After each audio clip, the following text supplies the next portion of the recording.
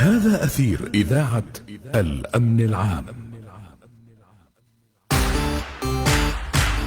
صوت الحق وصوت الحب، خطوة خطوة بأجمل درب، نزرع خير ونحصد خير، حتى الأردن يبقى خير. دار الحرية والمجد، احنا رجال بوقت الجد، والأمن العام الفرسان، تلقانا وسط الميدان. سيجنا الأردن بضلوع، والخير بأرضه مزروع، ونظل الصوت المسموع. آمن FM اسمعنا، صوت الحق وصوت الحب.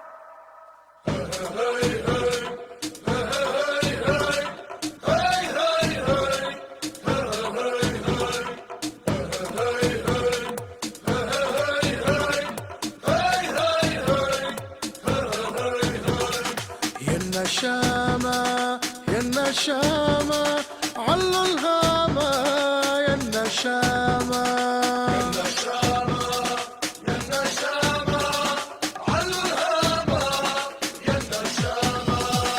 لما ينادي صوت بلادي، ما في نادي إلا بلادي. يا النشامة يا النشامة علوا الهامة، يا النشامة. والأردن لينا وحقه علينا، وعبد الله غالي غالي علينا. مساء الخير احبة المستمعين، مستمعين اذاعة الوطن والمواطن امن اف ام، وايضا المشاهدين من خلال جوردن امن تي في، ومتابعينا من خلال صفحتنا على الفيسبوك. يا هلا ورحب بكم جميعا.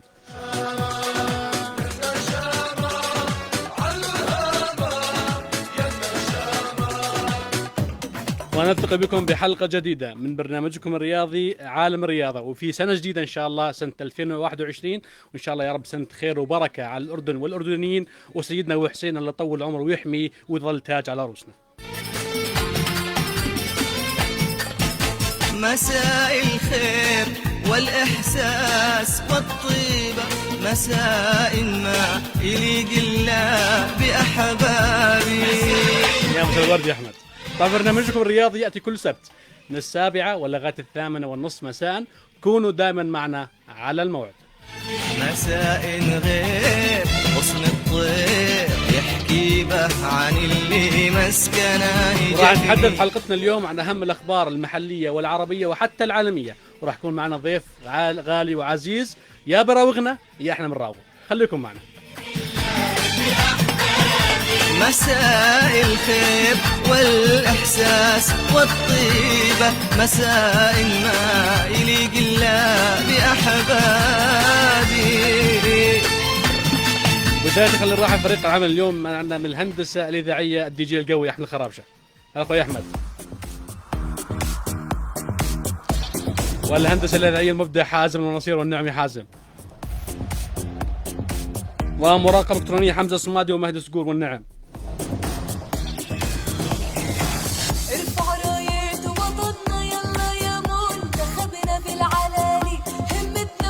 ومنورنا حسن فؤاد نوفل والنعم. يا مرحبا بك. ومن الإشراف العام عطوفة العميد الركن حسين الرفايعة، مديرية الإعلام والشرطة المجتمعية. وأنا محدثكم الإعداد والتقديم الملازم أول على أبو قاعود.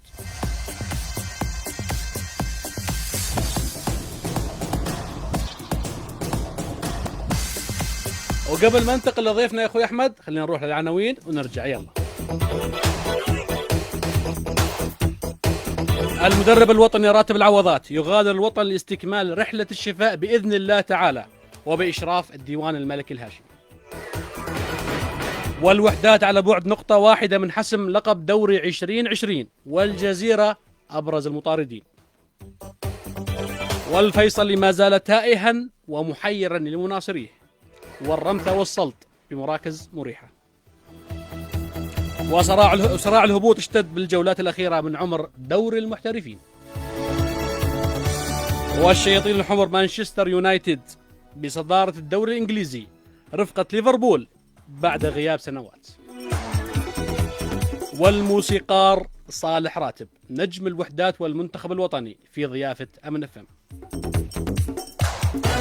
للتفاصيل يا أحمد يلا. أمن FM ابقوا معنا.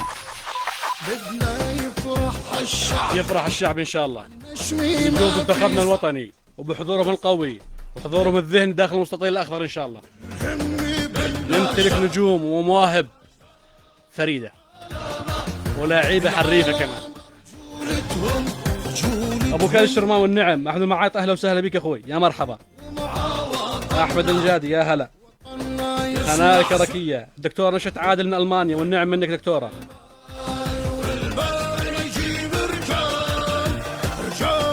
أبو ماري دبابنا يا مرحبا. أحمد المصري والنعم.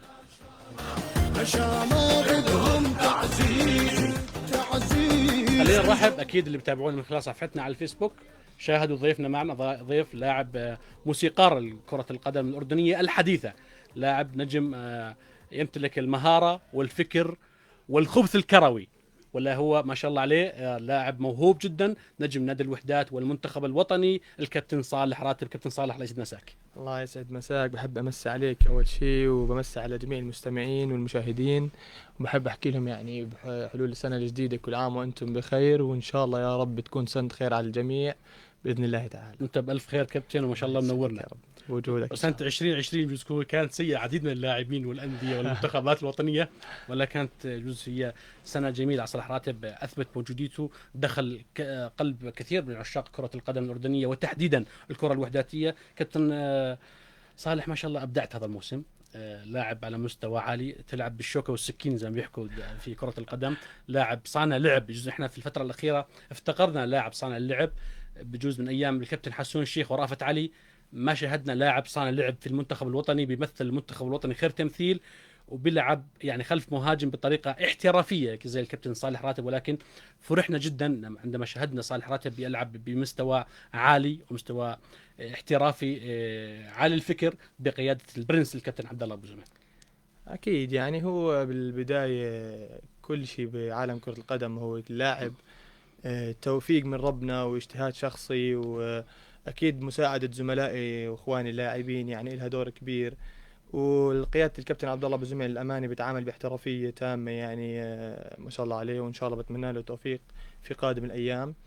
وأكيد أنت يعني نادي الوحدات نادي كبير، وأنا ابن نادي الوحدات وتربيت في نادي الوحدات، فالحمد لله رب العالمين إنه قدرنا الموسم هذا إحنا كلاعبين ككل إن نكون قدر المسؤولية. صحيح اللقب لسه ما خلص، لكن إحنا على بعد نقطة ولسه لغاية الآن مركزين زي ما أنت عارف، وبنتمنى ان شاء انه قادم الايام نضلنا على حسن ظن المشاهدين والجماهير الوحدتيه ان شاء الله. يا سيدي ان شاء الله. سر تألق صالح راتب، السؤال الكبير اللي يحكي الانديه بتعاني كورونا وازمه ماديه وماليه، والانديه بتعاني واللاعبين بيهاجروا درجه ثانيه وثالثه في دول عربيه اخرى، ولكن صالح راتب هذه السنه سر تألقك، لياقتك البدنيه ارتفعت، حضورك الذهني زاد وزاد ما شاء الله، بعمر 26 عام ما شاء الله امامك المستقبل، ان شاء الله يكون مستقبل كبير في عالم الاحتراف الخارجي ان شاء الله. ان شاء الله يا رب. يعني هو شوف هو مش تألق قد ما هو توفيق من رب العالمين، وبالبدايه يعني هو اساس نجاح كل شخص اكيد توفيق رب العالمين ورضا رب العالمين عليه.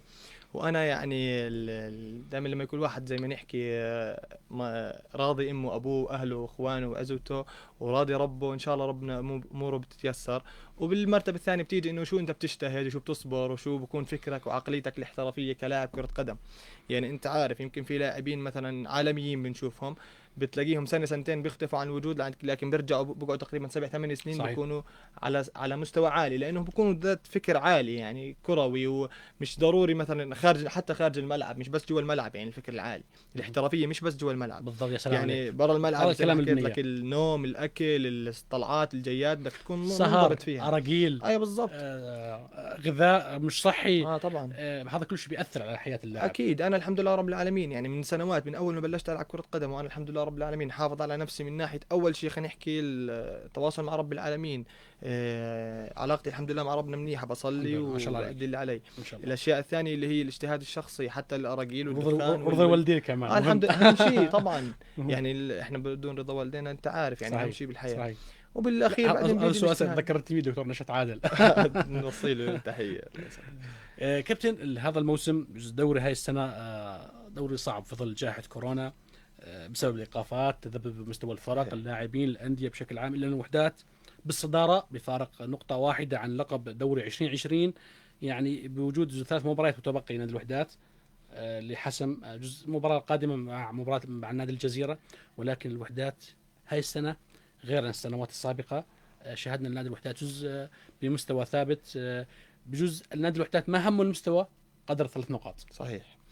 هو شوف، بالبداية الموسم للأمانة موسم كان صعب وطويل وشاق صحيح. كثير، أولا على اللاعبين، حتى على المدربين، حتى الجماهير بتحسها في بعض الأحيان شعرت بملل في الموسم، إنه موسم طول كثير بدون جمهور وتأجيل. وفيش جمهور. بالضبط، بدون جمهور. صحيح. وتأجل ورد رجع ورد برضه تأجل كمان مرة، يعني التوقفات الكثير بتملل المشاهد، بتملل اللاعب تأثر على والمدرب. اللاعب نفسه. طبعا بتاثر على اللاعب، يعني انا لما اكون بدايه الموسم قاعد بجتهد على نفسي وبحافظ وبوصل رتم معين ورد يوقف الدوري، اكيد الرتم بده ينزل قد ما حفظت حالي بالتمارين، لانه الرتم المباريات غير رتم التمارين.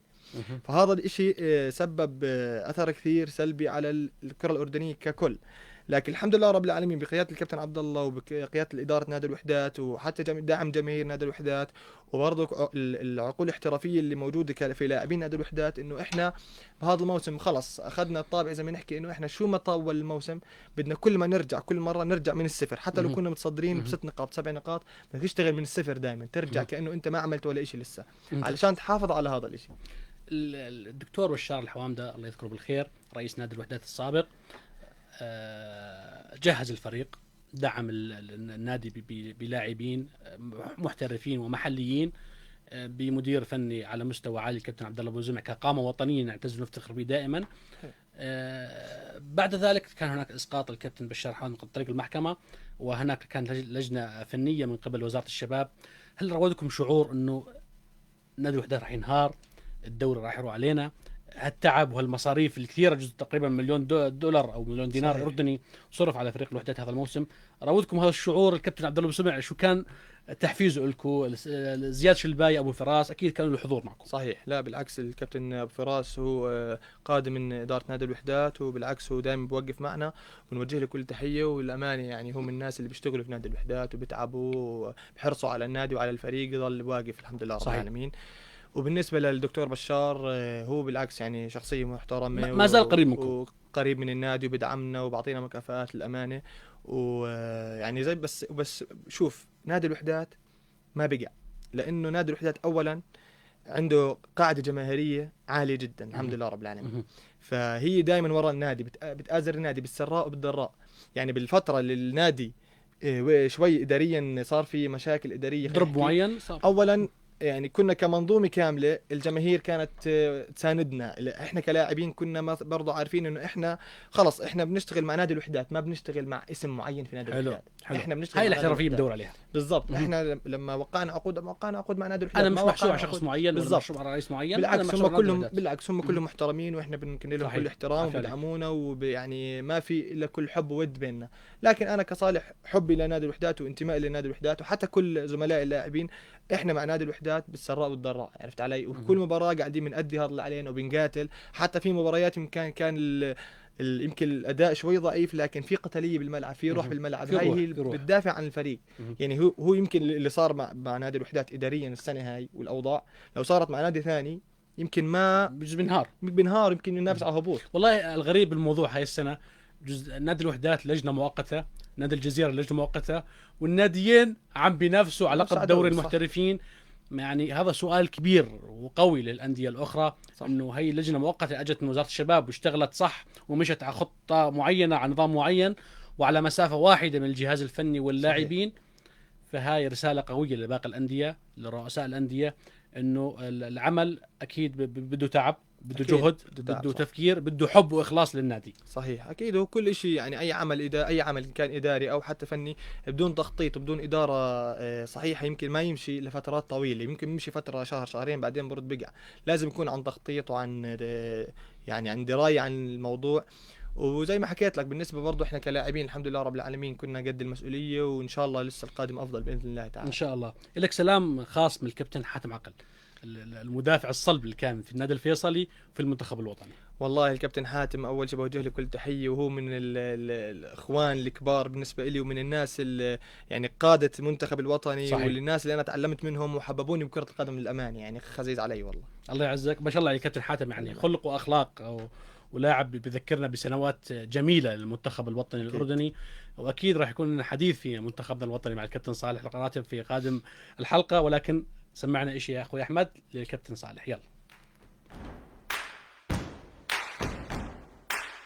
انزل عالساحة يا منتخبنا، وانزل عالساحة، ما يشوف الراحة اللي يلعب قدامك، ما يشوف الراحة. هي هي هي هي يا أردن، هي هي هي هي هي هي هي هي يا أردن، هي هي هي هي. انزل عالساحة يا منتخبنا، وانزل عالساحة، ما يشوف الراحة اللي يلعب قدامك. محمد ابو خليل الله يسعد مساك. محمد روان كاف اهلا وسهلا بك. روزاليندا عمار والنعم. اسماء الجهني يا مرحبا بك. دكتور نشأت يا مرحبا بك، يعطيك الصحه والعافيه. عمر شنيك والنعم يا مرحبا. الدكتور معن محافظه اهلا وسهلا بك دكتور معن، يعطيك الصحه والعافيه، دائما ما تمتعنا باخلاقك ومداخلاتك الطيبه دكتور معن. اكيد كابتن صالح اشتقتوا للجماهير، افتقدتوا الحافز والمحفز دائما للاعبين، صوت الجمهور، حضور الجمهور. بجوز لو كان الجمهور موجود لاختلف الموسم راسا على عقب. للأمانة يعني إحنا كلاعبين بداية الموسم كان يمكن لعبنا الدرع بجمهور، وكان الفريق قاعد بيقدم مستويات عالية، وقاعدين متونسين في حضورهم بوجودهم، وهم داعمين إلنا. للأمانة هم سر نكهة الكرة للأمانة، يعني حتى عالميا بنشوف يعني يمكن كرة القدم يعني برشلونة الأفريقيا الكبيرة بدون جمهور مش قاعدين بأدوا، ما في بالضبط. متعة باللعب. حتى لو تحضر برشلونه ريال مدريد ما في متعة، ما تحس فيه متعه. صح. صوت المعلق لا بس اوكي يعني بجوز بيساعد شوي هالمستوى الفني، بيساعد، ولكن مش زي حضور الجمهور. صح يعني هو الجمهور خاصة بعدين انت لما تكون تمتلك جمهور زي جمهور الوحدات، يعني قاعد في مباريات. انا كان عمري 18 سنة و17 سنة، انا العب ادخل على الملعب الاقي الملعب 20,000 متفرج قاعد بيلعب وبيحضر وبيهتف، يعني شعور رائع للأمانة. يعني اقرار من اللاعبين انه الجمهور فاكهة كرة القدم هذا بشكل عام. شيء رقم واحد، هم دائما هم رقم واحد مش صحيح. رقم 12 للأمانة. يعني ما شاء الله عليكم، يعني حتى يعني لو افتقدنا الجمهور، لو افتقدنا الدعم المعنوي اللي دائما يمدوا الجمهور للاعبين، الا اللاعب عليه مسؤولية كبيرة تجاه نادي. اذا النادي مش مقصر معك، معطيك مستحقاتك المالية، بيوقف معك بالسراء والضراء، المدير الفني داعمك، والجمهور ايضا داعمك من خلف الشاشات. صح. فحق الجمهور على اللاعب انه يعطيه داخل المستطيل الاخضر مهما كلفت الامور. بالعكس هو اول شيء الجماهيرنا هي الاساس. نعم. للنادي للامانه، واحنا كلاعبين فاهمين هذا الشيء، انه احنا موقعين عقود زي ما حكيت لك قبل شوي، انه احنا موقعين عقود مع نادي الوحدات لخدمه نادي الوحدات. وبالعكس يعني مرات يمكن النادي باي نادي حتى بالاردن مش بس نادي الوحدات يمكن يتاخر عليك براتب بشيء، بس احنا كود وحب للنادي بدك تتحمل. صحيح. وتصبر، لانك عارف انه نادي زي نادي الوحدات ما بيروح لك حق فيه، وبالعكس هو دائما داعم لك. وفي ايام كانوا هم داعمين لنا اكثر ما احنا بنتخيل ونتوقع منهم للامانه. مهند العقيل العجار ما بيمسي عليك، بيحكي انا من مشجعي الفيصلي ولكن بحب صالح راتب. الله يسعدك وجه له تحيه. بالعكس احنا الفيصل والوحدات كلياتنا اخوان. اكيد يعني اكيد بالعكس. ما شاء الله عليك وعلى اخلاقك كابتن صالح. احمد بدك تسمعنا شيء؟ يلا ما في مشكله. يلا.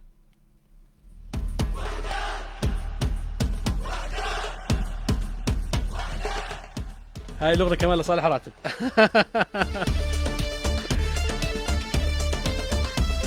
بيحبوها الوحداتيه. يلا.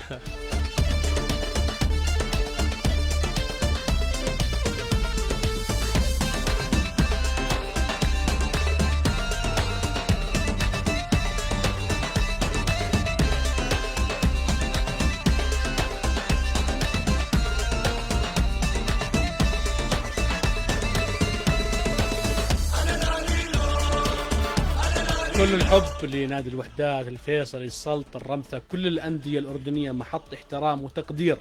إن في أمن اف ام وتحديدا برنامج عالم الرياضة احنا على مسافة واحدة من جميع الأندية الأردنية، وزي ما احتفلنا بالنادي الفيصلي الموسم الماضي وكان معنا كأس الدوري هون في استوديو أمن اف ام، بنوعدكم كجماهير الرياضة راح يكون معنا كأس دوري إذا كان تم حصل عليه نادي الوحدات، راح يكون معنا هون كمان داخل استوديو أمن اف ام إن شاء الله.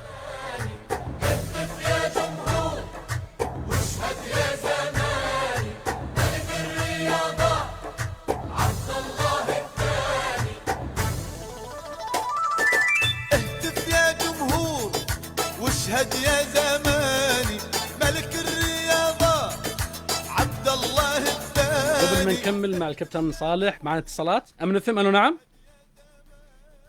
الو مساء الخير. مساء النور، يا مرحبا. يعطيك العافية. يلا يعافيك، يا مرحبا. حابة أمسي عليك وعلى الكابتن صالح. بيمسي عليكي، بس المتألفين نتعرف عليكي يا رب. بداية، نتعرف عليكي. رومانس. واهلا وسهلا يا رومان. احنا وحدات ولا كنا فريق واحد. نعم. فأنا مشجعين يعني الفريق الأردني بشكل كامل. يا سلام عليك، يا سلام عليك. كنا فريق واحد وكنا روح واحدة أو كنا شعب واحد. شعب واحد. نعم. أكيد. نعم أكيد. بجلالة ملكنا والأمير علي كنا إن شاء الله داعمين إلهم. يلا يسعدك رومان، الله يسعدك. وابني الصغير والله حاب يحكي معاكم. يلا. كرة القدم. يلا أهلا وسهلا بك، يا مرحبا. ألو. مرحبا عمو. كيف حالك؟ يا هلا بيك، كيف امورك؟ شو اخبارك؟ كويس. شو اسمك اول اشي؟ عواب. عواد؟ عواب. أواب. اواب. آه. اواب. يا هلا شو الاسم الحلو هذا يا اواب؟ كم عمرك يا اواب؟ 6. 6 سنوات، ما شاء الله. صف اول؟ كدت آه. امتحانات اليوم؟ يا ربي نرجع للملاعب. يا رب يا رب يا اواب، ترجع الملاعب وترجع المدارس وترجع الحياة جميلة في عام 2020. النصر حمد الله. بتشجع نادي النصر السعودي مع عبد الرزاق حمد الله، ها؟ الوحدة. والوحدة السوري والوحدة السعودي والوحدات. ما شاء الله عليك يا أواب، ما شاء الله عليك. بتحب الرياضة يا أواب؟ أحب ريال مدريد، كل الفريق أحبه. كل ريال مدريد؟ كله. طب برشلونة؟ ميسي بيزعل عليك ميسي. كل الشكر يا أواب، الله يعطيك العمر يا رب. كنا فريق واحد. كله ما شاء الله عليك، يعني ما شاء الله عمرك بعمر الورد 6 سنوات، وبيحكي كنا فريق واحد وكنا أردنيين. هذا شيء جميل بنحب نشوفه في بلد أبو الحسين، الله يحميه ويطول عمره ويحفظه. تعودنا هيك في بلد الأردن، والأردنيين دائما تعودنا شعب واحد مش شعبين. كنا نهتف ونعتز ونفتخر باستجلال سيدنا وأبو حسين وبالأردن والأردنيين. يعني عندما يلعب الفيصلي خارجا والوحدات، احنا فيصلويه برا. لما يكون الوحدات خارجا يلعب، احنا كنا وحداتيه. لما يلعب الرمته كنا رمثاويه. كنا نشجع، والله بنشجع الوحدات يلعب برا، شو مشكله؟ بنشجع والله، نشجع الفيصل يلعب برا، شو مشكله؟ بالمحصله بيضع علم المملكه الاردنيه الهاشميه على صدره. المحصله هذا نادي اردني ولاعب اردني. يلا يا احمد.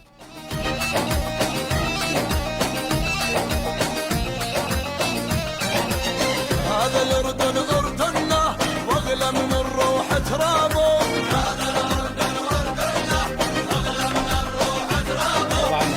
يا سلام. ومنقوش على ابوابهم،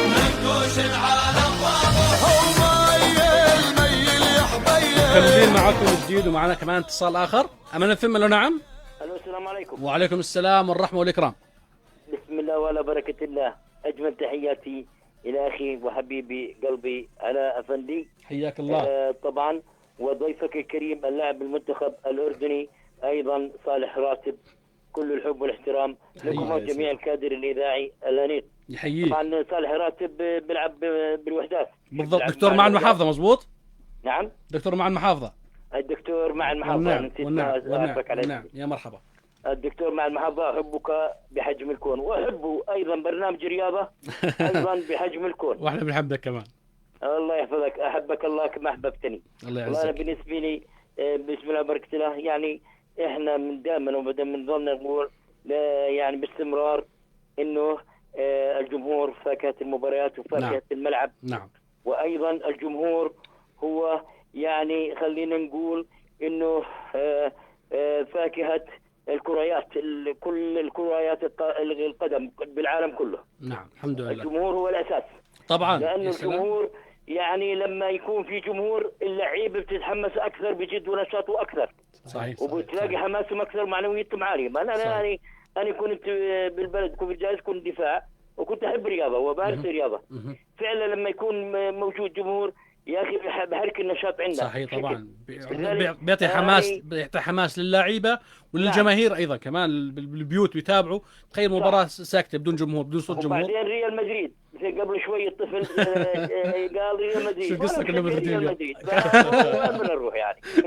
وذلك أجمل تحياتي للمنتخبات العربية كلها أخي علاء فندي. يسعدك. وكذلك أيضا نتمنى لهم التوفيق. ولكن سؤالي لضيفك الكريم المنتخب اللي هو صالح الراتب. نعم. طبعا اللاعب المنتخب الوطني الأردني الأنيق الخلوق. يسعدك. اسكو هذا اسكو الأردن. نعم. ولذلك نعم مش يعني على أساس. وذلك أنا بحب لعب كرة القدم الفريقين الوحدات والفيصلي صحيح. يعني لما يكون مباراة بين الفيصل والوحدات بقول معركة حامية الوطن. يا سلام متعة. معركتين صحيح. حامسة. وذلك كان سؤالي للضيف إنه بالنسبة للاعب المنتخب الأردني صالح عوض شو أخبار المنتخبات الأردنية؟ منتخبنا الأردني اللي هو اللي لا يزال يعني بتدرب ومعسكر. انا عارف دكتور. انت خايف مباراة الكويت واستراليا. لا انا معنوياتي عاليه والله. ان شاء الله بعون الله غير ان شاء الله والله غير يفوز. راح نحكي عن المنتخب. خليك معنا على السمع. خليك معنا. الكويت والاردن واستراليا. يعني شو الخطط والترتيبات اللي لحد الان اللي جهزوها؟ راح تسمع. هذا سؤالي. ابشر. اشكرك كل الشكر دكتور. راح تسمع اجابتك ان شاء الله بعد قليل. ولكن معنا اتصال اخر. امن ثم لو نعم. الو السلام عليكم. وعليكم السلام ورحمه الله والاكرام. كيفك كابتن علاء؟ حييك يا مرحبا. ومساء الخير للكابتن صالح راتب والكابتن احمد خراج والكابتن حازم النصير كلكم كباتن. هلا محمد ابو خليل. نعم معك. حياك يا محمد. الله يحييك. الله يسعد قلبكم كلكم. يحييك يقويك. انا بالنسبه لي يعني بدي احط نقطه بوصلها لضيفك الكريم. بيسمعك. انا بعرف الاخوان والحبايب كلهم في الملعب اخوان. اكيد. بس لما بدي تطلع يعني مثلا انا ما ضربت علي يعني ضربت بعض تلاقي واحد من الجمهور هاد هو اللي بيساوي البلبله في الاستاد. صحيح. اما احنا اخوان وحبايب جوا الملعب وبيطلعوا برا اخوان وحبايب. اكيد. الا تلاقي قله قليله اللي بتلاقيه هالجد اللي تصديره. بدي اسال ضيفك الكريم. نعم. هسا انت لما تشوف زي هيك شو بتقدر تساوي؟ انتوا كلاعب منتخب ولاعب نادي اذا صح بدي اشوف انك انت تسيطر على جمهورك بس. والله يا كابتن محمد كلامك سليم وجميل جدا. اللعيبه بالمحصله هم اخوان. في صلة قرابة في بعض اللعيبة ومصاهرة أصدقاء بيزوروا بعض على البيوت كابتن صالح. صحيح. ولكن يجوز لازم نتحكم بأعصابنا داخل المستطيل الأخضر. إذا نفر من الجمهور أصبح عنده نزعة عنصرية نوعا ما لازم نقتلها إحنا كلاعبين يكون أخلاقنا عالية. وأيضا الجمهور آخر. أنا جنبي أحد الجماهير عم بيستحدث مشاكل أو نعرات عنصرية أو أحاديث أو هتافات مسيئة لازم أسكته. لازم أبرد عليه. صحيح. فهاي رسالة اللاعب. بدنا نسمع كمان الكابتن صالح راتب. أكيد. رسالته كمان للاعيبة والجماهير كمان. يعني أنا رسالتي أول شيء للجماهير إنه أنتم حبايبنا وإحنا كلنا أهل وكلياتنا بنلعب سواء وحدات أو فيصلي أو أي نادي ثاني. كلنا بالأخير بنرفع راية الأردن عالي إن شاء الله. وكلياتنا بنلعب باسم المنتخب الوطني وبنلعب لأجل المنتخب الوطني. يعني كلياتنا هدفنا واحد. صحيح. كان وحدات أو فيصلي أو رمثة أو جزيرة أو فبالنسبة للجماهير يعني انتم المفروض تعرفوا انه احنا كلاعبين فيصل ووحدات احنا كلياتنا اخوان. ويمكن بعد المباراة بنطلع بنقعد مع بعض وما عندنا اي شيء بالمنتخب. كلنا صحبة وبنضحك وبنلعب. ما في بيننا هاي المناكفات او بيننا هاي العنصرية من الاقلية خلينا نحكي. فاحنا يعني بنتمنى عليكم ان شاء الله انه انتم يعني ان شاء الله انه احنا بنكون محط قدوه لكم ان شاء الله. انه تاخذونا قدوه. انه ان شاء الله انه احنا برضه ما عندنا المشاكل. وحتى الحمد لله يعني من فتره كثير كبيره ما حصل الحمد لله. ما حصل لا بالعكس. وان شاء الله بقادم الايام نتطور بهذا الشيء اجمعين لاعبين وجماهير. كل الشكر اخوي محمد ابو خليل. معنا اتصال اخر. الو السلام عليكم. يعطيك العافيه. يعافيك يا مرحبا. الله يسعدك. يعزك. يسعد مساكم. معك نصر البرقاوي. ونعم. الله يخليك. هلا يا اخوي نصر يا مرحبا بك. طبعا بالبدايه بنحب نوجه تحيه للكابتن راتب العوضان. انت نصر المصور. ايوه. والنعم يا مرحبا. الله يسعدك والنعم منك. يا مرحبا بك. بالبدايه بنحب نوجه من جماهير نادي الوحدات داخل المملكه وخارجها بنحب نوجه تحيه للكابتن راتب العوضان. نحكي له الله يشافيك ويعافيك يا رب. يا رب والله يا رب يرجعك ثاني يا رب وغانم يا رب لأهلك إن شاء الله وأحسن من أول. يا رب يا رب يا رب وبحب يا رب. أوجه تحية لأخوي صالح راتب أفضل رياضي أردني حسب استفتاء ملاعب أها. لعام 2020. يا سلام. وإن شاء الله بنشوف الأحسن منك يا كابتن. ان شاء الله حبيبي يا نصر اخوي والله. حبيبي أفضل. نصر الله يخليك. كيف رايك براتب صالح راتب؟ راتب والله ما في منه، لازم تلعبوا بالخارج والله. في اخذت له صور معينه ولا لا؟ والله هذا السؤال له. من تحت الكواليس من لا دائما ما بيقصر نصر، بيقصرش يلا، مع أهم كل صورة لاعبين بالكاس راح والله. تكون. ما شاء الله عليه من الشخصيات المحترمه ما شاء الله والمحبوبة عليه. جدا يعني. ما اسمه الله يخليك. جميل وان شاء الله لك من اسمك نصيب يا نصر. انت الله دائما يخليك يا رب. يعطيك ما الصحه شاء الله والعافيه. عليك والله أبدعتوا ما شاء الله. حبيبي، الله حبيبي حبيبي. حبيبي كل الشكر ما شاء الله عليك. كل حبيبي. الشكر كل الله الشكر كل يسعدك. الشكر. اشكرك بوركت. ايضا كمان اتصال اخر. امن فيلم لو نعم. الو الو الو السلام عليكم. الو مساء الخير. امن فيلم تفضل. ما خلاص فصل جزء من المشكله بالتليفون، مش مشكله بيرجع لنا براحته ان شاء الله. نكمل حلقتنا مع الكابتن صالح والحديث الشيق عن نادي الوحدات وتفاصيل وكواليس موسم 2020. يعني تحدثنا عن المرحله السابقه وكيف نادي الوحدات تخطى الظروف الصعبه اللي واجهته في ضمن جائحه كورونا، ولكن بهمه رجاله بالجهاز الفني والإداري، همة اللاعبين اللي كانوا على مستوى عالي وقدر عالي من الذكاء الميداني داخل المستطيل الأخضر. يشهدنا نادي الوحدات مستوى فني ممتاز. يعني أوكي جزء في هناك عتب كان من قبل الجماهير الأردنية انه حبوا يشوفوا كمان نادي الوحدات، مع دام نادي الوحدات بيضم صفة اللاعبين حاليا، يضم لاعبين على مستوى عالي جدا، ولكن حسب ما فهمنا الكابتن صالح واعضاء مجلس اداره الوحدات انه كان الاهم 3 نقاط. الحصد ال3 نقاط في كل مباراة وتتويج بلقب الدوري، لأنه هو الدوري الأصعب. يعني هو دوري اللي كان فيه ظروف للاعبين وللمدربين وللإدارة، حتى للناس اللي بتشتغل في داخل النادي كان في ظروف صعبة للجميع. يعني يمكن لو وإحنا قاعدين بنشوف في أندية، بعض أندية قاعدة بتنافس على الهبوط من وراء هاي الظروف. فإحنا كان أهميتنا إنه إحنا نأخذ ال3 نقاط ونحصل على بطولة الدوري. وإن شاء الله سيدي كل التوفيق والموفقين للوحدات في قادم الأيام. وجزء في مشاركة قادمة أكيد راح تكون لنادي الوحدات في دوري أبطال آسيا، راح نحكي فيها بعد قليل مع الكابتن صالح. ولكن خلينا جزء أكثر الأسئلة عم تردنا الآن لأمن اف ام، وتحديدا برنامج عالم الرياضة منتخبنا الوطني والتصفيات المزدوجة المؤهلة لكأس العالم 2022 في دولة قطر، و2023 كأس آسيا في الصين. ومجموعتنا مجموعتنا كانت بدايتها سهلة، ولكن نحن وضعنا أنفسنا في موقف صعب ولا نحسد عليه. يعني إن شاء الله متفائلين في المرحلة القادمة. سعد جدا. يعني جزء احنا أكثر من انتقد الكابتن فيتال بوركلمانز المدير الفني البلجيكي لمنتخبنا الوطني على سوء نتائج في المرحلة السابقة، ولكن تفائلنا كثيرا عندما شاهدنا معسكر دبي. أنا بعتبره معسكر ناجح بكل المقاييس رغم غياب العديد من الأسماء، ولكن على ما شاهدناه من مباراتين ضد العراق وسوريا مستوى فني جيد. شاهدنا الروح القتالية اللي غابت عن منتخبنا في المراحل السابقة.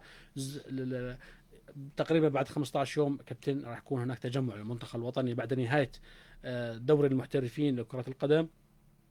راح يكون تجمع بقيادة المدير الفني البلجيكي فيتال بوركلمانز، وأتوقع على ما أظن راح يكون هناك مساعد جديد له من بلجيكا قادم معه.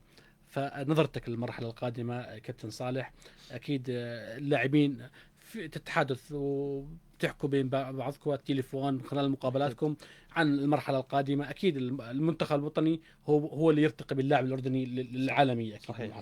أكيد يعني إحنا كلاعبين كلياتنا، إن كان لاعبين وحدات أو فيصلي أو أي أندية ثانية، للأمانة كلياتنا بنتمنى، وأي لاعب يتمنى إنه يمثل المنتخب الوطني أفضل تمثيل. صحيح. نتمنى إنه نرفع علم وراية الأردن عالي إن شاء الله يا رب. وإحنا أكيد كلاعبين إحنا حاسين بأهمية الفترة اللي جاية، حتى اللاعبين والكادر الفني والإداري في المنتخب الوطني للأمانة اللي هم قاعدين بيشتغلوا على احترافية عالية للأمانة يعني.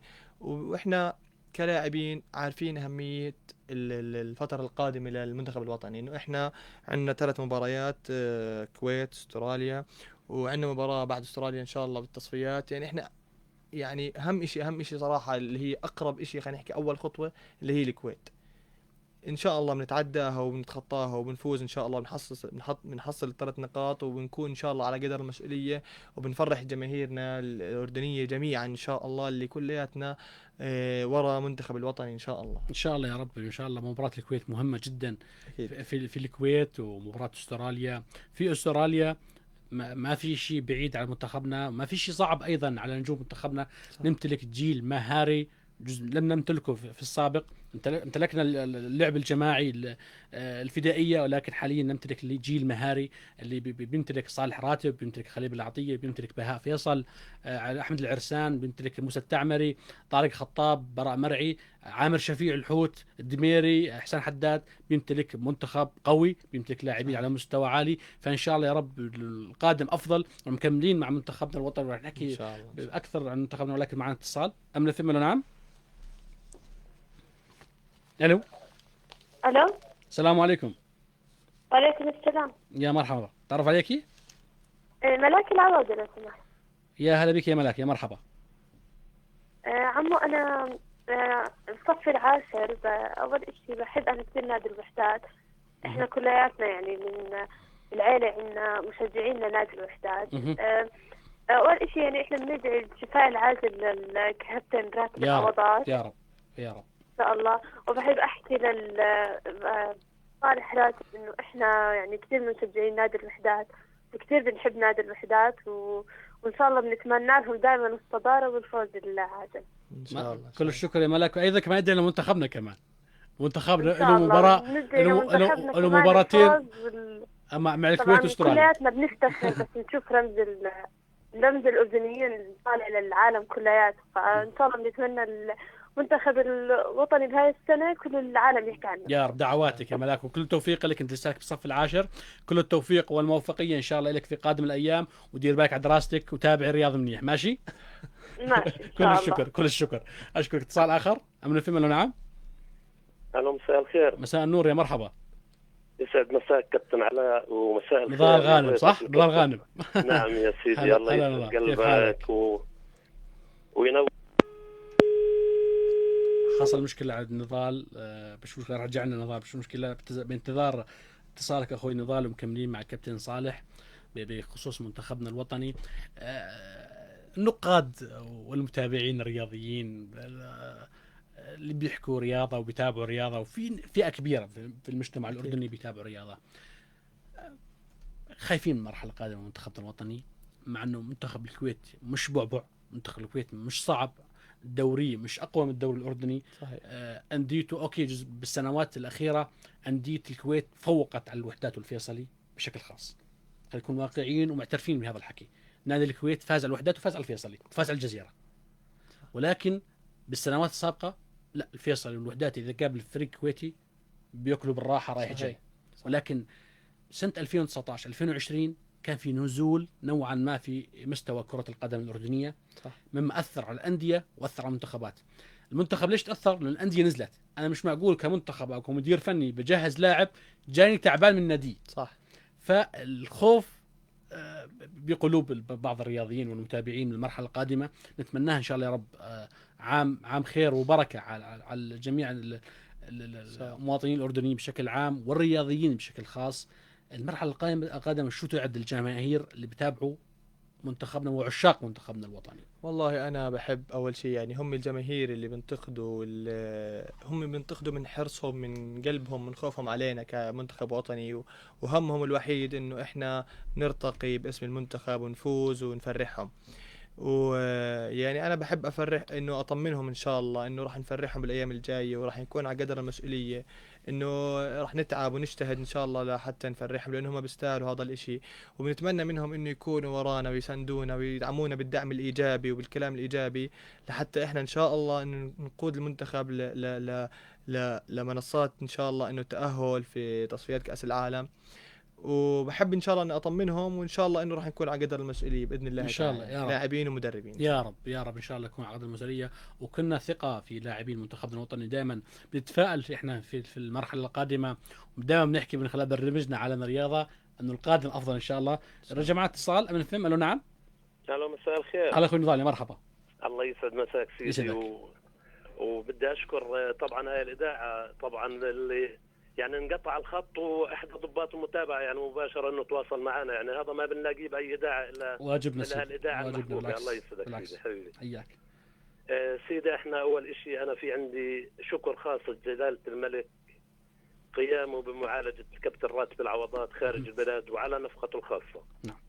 يعني هذا الشيء مش غريب على الهاشميين. اكيد مش غريب. هذا الشيء أكيد. مش غريب عن الهاشميين، اي انسان هذا كان ديدن محتاج- الهاشميين. نعم. هذا بنبع عن عطاء وعن انتماء. حب القائد للشعب والعكس صحيح. صحيح. نعم. والله وسؤالي نعم تفضل سيدي. والله يا نضال كلامك بمحله. الله يسلمك. هيك تعودنا احنا الهاشميين، يعني هذا شيء مش غريب علينا ولا تفاجأنا فيه. احنا متعودين على مكارم الهاشميين، متعودين على مكارم سيدنا ابو حسين طول عمره، متعودين على الروح المعنويه اللي نستمدها منه دائما. يعني هذا شيء مش غريب، بالعكس دائما احنا متفائلين بالمراحل القادمه، وان شاء الله يا رب مزيد من التقدم والازدهار والانفتاح بقياده سيدنا ابو حسين طول عمره ويحميه دائما، ملك القلوب، ملك المحبه، ملك الانسانيه اكيد. سيدي انا بدي احكي لكم كل عام وانتم بخير وانتم بخير يا رب. الامنيه بالف خير وبس انا حبيت اسال كابتن راتب الاخ راتب صالح راتب. نعم صالح. نعم. لانه انا حسيت انه بعض الاحيان انه كان له ظلم. هل كان هذا من الاداره او كان يعني كان في اتفاق معين؟ لانه احنا فتره من الفترات كان صالح انه كان على بالاحتياط، يعني ما كان يلعب، وكان حتى يعني طلب انه باعتقاده انه يعني يفتح عقده مع النادي. سمعنا بدايه الموسم مزبوط. وهل مستوى التحكيم حاليا اثر على مسيره بعض الفرق؟ هذا السؤال بتمنى ان يجاوبنا عليه الكابتن راتب. ان شاء الله ان شاء الله راح تسمع الاجابه، خليك معنا على السمع، وراح يكون لنا حديث في موضوع بدايه صالح راتب مع نادي الوحدات، التعثر بدايه الموسم، غيابه في السنوات السابقه، وراح نحكي نكمل على المنتخب. ولكن بدي امسي بالخير على اخونا احمد الحراحشه، الله يسعد مساك اخوي احمد ويعطيك الصحه والعافيه اللي بتواصل معنا دائما، وزميلنا المبدع والانيق احمد الرحاحله، الله يقويك اخوي احمد، دائما مبدع و تمتلك روح رياضيه جميله جدا، الله يعطيك الصحه والعافيه. اتصال اخر امن فهم. الو نعم. الو مساء الخير. مساء النور يا مرحبا. الله يعطيك العافيه يا سيد علاء، كابتن علاء. عافيك يا رب. الله يعطيك العافيه لك ولضيفك المحترم اللاعب الانيق يقويك الكابتن صالح. تعرف عليك. الله يشفي. انا محمد الشوحه معك. والنعم هذا اخوي محمد، يا مرحبا. انا بقول الشفاء العاجل للكابتن راتب العوضات. يا رب الله يشفيه ويعافيه يا رب، نتمنى له الشفاء العاجل يا واحنا رب. بندعمه كجمهور كوطن كاشقاء له كاخوان له معنويا. شو بطلع مليان ما بنقصر والله. والله ما تقصروا يا محمد، والحمد لله فزعة الأردنيين دائما معروف عنا أصحاب فزعة وأصحاب نخوة، والحمد لله تم سفر الكابتن راتب العوضات إلى خارج البلاد بالتنسيق مع الديوان الملكي الهاشمي والتكفل بعلاجه كامل، الحمد لله رب العالمين. احنا بلد أبو حسين، بلد النخوة والرجولة والشهامة، فهذا إشي مش غريب على الهاشميين، مكارم الهاشميين. وكل الشكر لأخوي محمد، لكافة الشعب الأردني اللي فزع لراتب بكل إشي، بالدعوات، بالفلوس، بالرفع المعنويات. فهذا إشي الحمد لله رب ما لو تلف كل دول العالم ما بتلاقيه الا بلد الهاشميين، الحمد لله. كل الشكر اخوي محمد، بشكرك.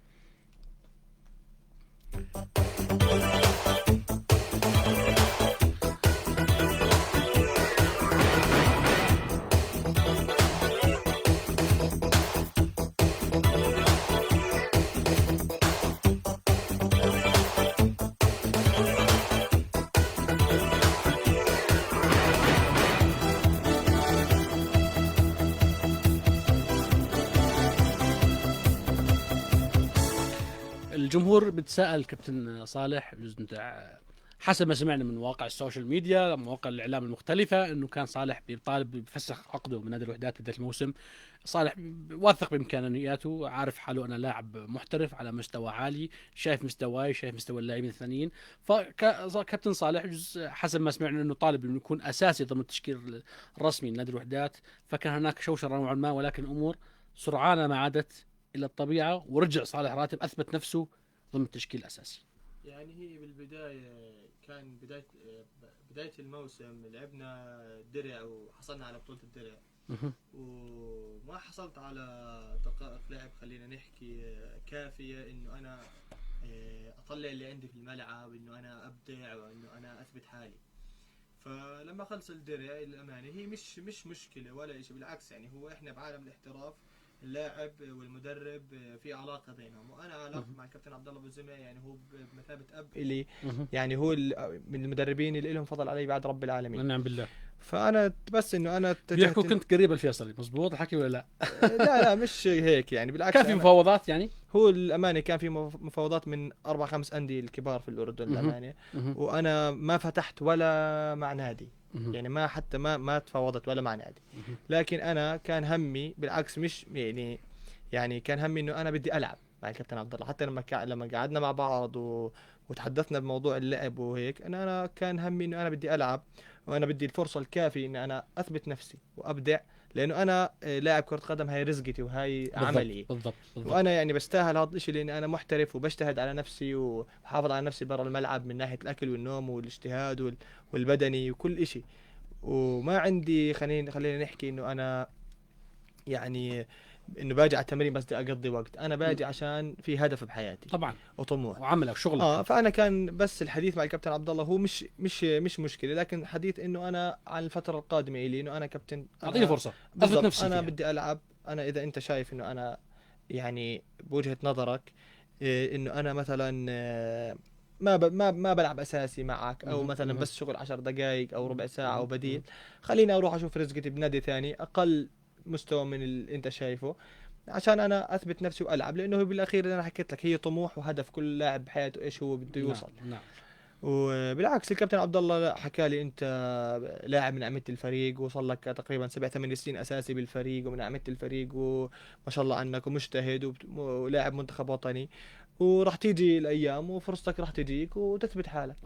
واذا اجتك فرصتك واثبت حالك راح تكمل، ما اثبت حالك راح تقعد. وهاي هي المنافسه الشريفه داخل المستطيل الاخضر فقط لا غير. هي مش مشكله ولا شيء، لكن هي يعني بس تفاهم مع المدرب عشان نكمل الخطوات ونكمل الدوري بنفس حلو زي ما حلو. راح نكمل هذا الموضوع، راح نرجع له، ولكن بدي ارجع لموضوع الكابتن راتب العوضات المدير الفني السابق لمنتخبنا للنادي الفيصلي، والمدير الوطني مدرب وطني على مستوى عالي وكفاءه عاليه، نتمنى له يا رب الشفاء، واللي هو تم ارساله الى الخارج لتلقي العلاج بالتنسيق مع الديوان الملكي الهاشمي.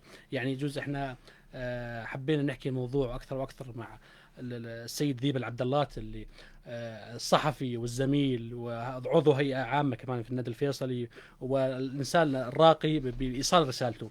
الجزء أول ما زار الكابتن راتب العوضات هو أخونا ذيب العبدلات، جزء ما كان حدا خلاص كابتن راتب تعبان ببيته، ما حدا متذكر راتب كثير، لكن هو راتب بقلوبنا متذكرينه شو ما قدم للكرة الأردنية. هو راتب بظل علامة فارقة أكيد بشكل عام، ولكن ذيب زاروا متعود يزوروا باستمرار الكابتن ذيب العبدلات، زاروا على بيته وتفقدوا. حتى لما صور الكابتن راتب العوضات صوروا بطريقة احترافية، طريقة مؤدبة تدل عنه ذيب العبدلات زلمة مؤصل وصاحب فزعة الأردنيين دائما نحكي عنها.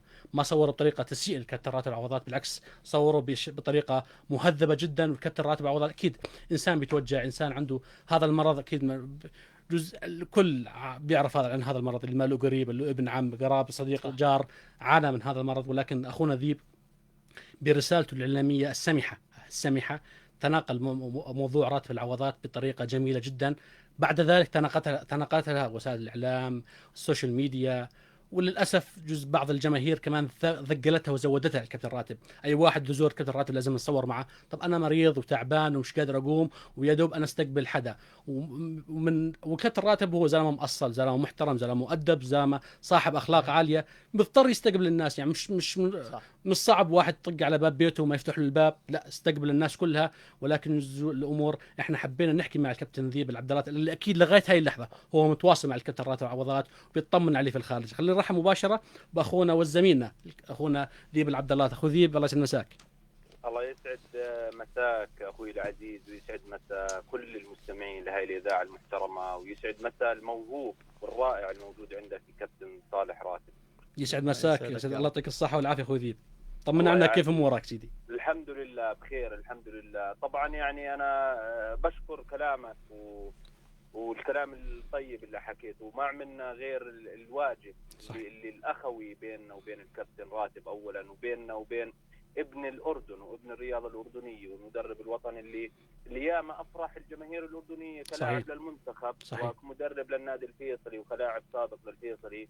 راتب العوضات بجوز في ناس كثير ما بيعرف إنه هذا الزلمة صار له أشهر بيعاني. صحيح. كان في تواصل للأمانة مع مكتب سمو الأمير علي سابقا، لكن للأسف الكابتن راتب صابه ألم شديد من فترة لفترة، وما كان في متابعة من بعض الأشخاص. لكن الحمد لله بتنسيق بيني وبين الكابتن حسون الشيخ وبين اللاعبين القدامى بالنادي الفيصلي وبعض الجماهير والإعلاميين اللي بالأردن الفيصلويين أيضا، قمنا بزيارة للكابتن راتب العوضات بشكل مفاجئ، وتفاجأنا بالوضع اللي هو فيه للأمانة. فكانت رسالة سريعة، رسالة وصلت خلال أقل من 12 ساعة للديوان الملكي. بالضبط. يعني احنا من خلال هذا المنبر الإعلامي المحترم ومن خلالك ومن خلال هاي الإذاعة المحترمة نوجه كل الشكر والتقدير للعائلة الهاشمية ولجلالة الملك وللديوان الملكي ولمكتب سمو الأمير علي وللأمير علي ولكل الشعب الأردني وجماهير الكرة الأردنية بشكل عام، جماهير الوحدات، جماهير الرمسة، جماهير البقعة، كل الجماهير الأردنية وجمهور الفيصلي وكل الناس اللي ساهمت بإيصال رسالة الكابتن راتب العوضات، كل الناس اللي نشرت الفيديو، اللي نشرت صورة الكابتن، واللي ناشدت ووصلت صوت هذا الرياضي المحترم، هذا الرياضي اللي قدم للأردن. ويام أفرح يعني كثير ناس من جمهور النادي الفيصلي بكى فرحا بسبب هذا النجم، إن كان لاعب وإن كان مدرب. للأمانة راتب كان من أحد الأسباب اللي إحنا بناخذ وتوجنا فيها ألقاب عديدة بالفترة، وكان المنقذ. وكنا للأمانة كجماهير فيصل وكإعلام فيصلاوي نتبشر خير بوجود هذا المدرب اللي كان نحكيها بالمسرمحي سلط على نادي غريم وحبيب وشقيق، لأنه بالتخصص كان للأمانة دائما كنا يجي نفوز على الوحدات، وكانت هذه الفرحة بالدوري خصوصا وبالبطولات المحلية فرحة غير شكل زي ما بيقولوها. لكن احنا من خلال هذا المنبر نشكر كل الجمهور الأردني، منهم جمهور الوحدات، جمهور الرمسة، جمهور الحسين، لأنه هذا شيء بين أصالة هذا الشعب. أكيد. اللي للأمانة شعب صحيح. أصيل، شعب محترم. ومن خلال هذا المنبر أيضا بشكر الشعب الفلسطيني واخواننا الاعزاء اللي اليوم وامبارح لل5 الصبح وانا على تواصل معهم. صحيح. يعني رئيس نادي جبل المكبر وامين سر النادي وكل الشعب الفلسطيني اللي للامانه ما قصر. فعلا احنا شعب واحد مش شعبين. والوحده الوطنيه اللي حصلت بموضوع راتب العوضات رساله للجميع. نعم. انه الرياضه بتجمع يا كابتن، ما بتفرق. صحيح. بغض النظر فاز فيصلي فاز وحدات، لكن عند الظروف الصعبه وعند اي شيء بيحصل مع اي لاعب. ونرجع للذاكره في مباراه للفيصلي والوحدات يا كابتن، الكابتن القدير بوجه له ايضا شكر اللي تواصل معي، الكابتن عامر شفيع، اللي في مباراه بين الفيصل والوحدات انصاب الكابتن عامر شفيع وقعد بعض الثواني او دقيقه على الارض. صحيح. وكل جمهور النادي الفيصلي قام ينادي هتف للكابتن عامر شفيع. صحيح. هاي الرساله اللي احنا بدنا نوصلها لكل الشعب الاردني، جمهور الوحدات، جمهور فيصل، جمهور رمسة. اخلاقيات اللي احنا كشعب اردني معروفه عنا لازم تظل، ما ننساها ولا نبعد عنها. حتى على السوشيال ميديا، على الفيسبوك، على الانستغرام، اي موقع مش لازم يطلع منا اساءات على بعض. احنا داخل ارضيه الملعب بنتنافس، ما في مشكله، ما عندنا مشكله.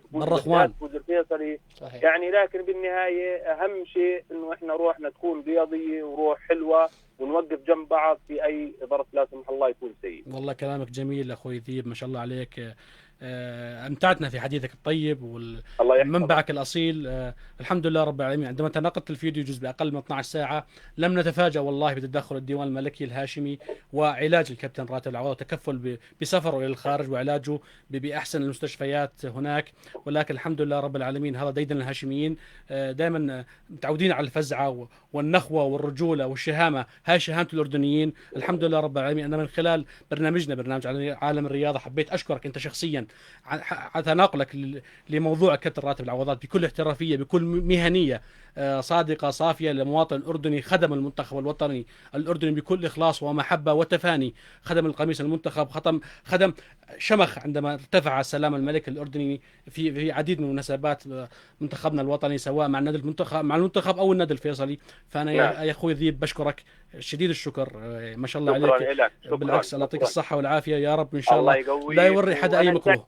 سعيد جدا في هاي المداخلة، وسعيد جدا إني مسيت على كل متابعينك ومستمعينك، وسعيد جدا إني برضو مسيت على الكابتن الموهوب الموجود معك، اللي أيضا هو نتمنى إنه كمان من خلال هذه الإذاعة المحترمة رسالة للمدرب المدير الفني للمنتخب الوطني فيتال، وعدم التدخل في عمله، لكن نصيحة إنه اللي مثل الموهوب صالح راتب يكون له فرصة أساسية بالمنتخب الوطني إن شاء الله يكون أساسي، وكمان ونشجع منتخبنا الوطني بكل روح معنوية. مباراة الكويت واستراليا أخوي ذيب كمان بدها همة وهمة عالية إن شاء الله يا رب، نفرح مع بعضنا في تأهل منتخبنا إن شاء الله إن شاء الله، وكل التوفيق لك ولهاي الإذاعة المحترمة وللكابتن صالح راتب. سعيد جدا تواجدك معنا، أشكرك أخوي ذيب، أشكرك، بركت.